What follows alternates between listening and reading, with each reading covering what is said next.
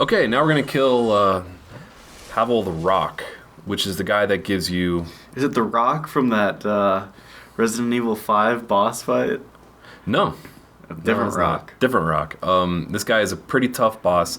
It's almost in the exact same area as the previous video where I killed that Black Knight.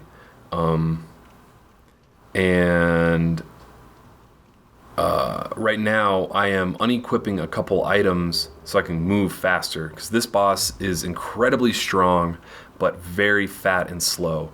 And what I should have done there, and I didn't realize this until later, is that I should have unequipped my bow, because that, even if it's not like actively being used, having a second shield or sword equipped, or bow and arrow equipped, that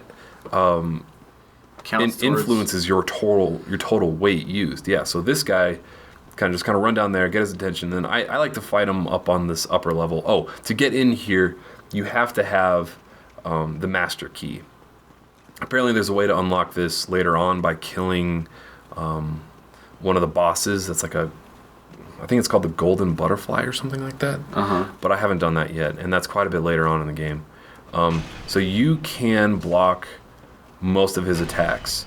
One thing to look for, though, to know whether or not you're gonna be able to block all of his attacks, is when he switches to two hands on his weapon like that. Yeah.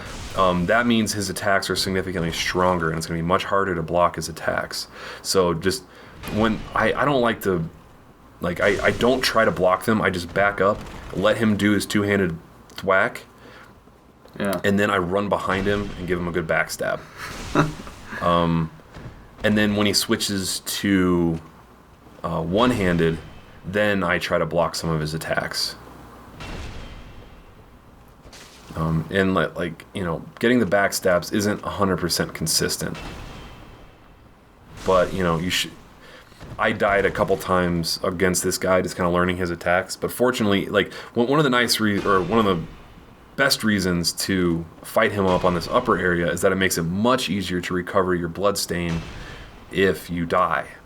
You don't have to recover it mid-boss fight, like you probably will end up having to do sometimes later in the game, which is super stressful, because not only are you fighting a boss, you're doing everything you can to recover that humanity that you're going to lose if you die again to him. Yeah. But anyway, so this ring I mentioned before, it gives you plus 20, I think, encumbrance.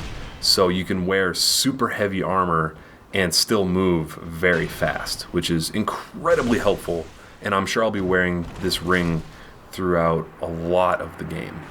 I also get 3,000 souls, which is a lot early game. So I put on his ring, and the precious, the precious ring. Yep, and that is Havel.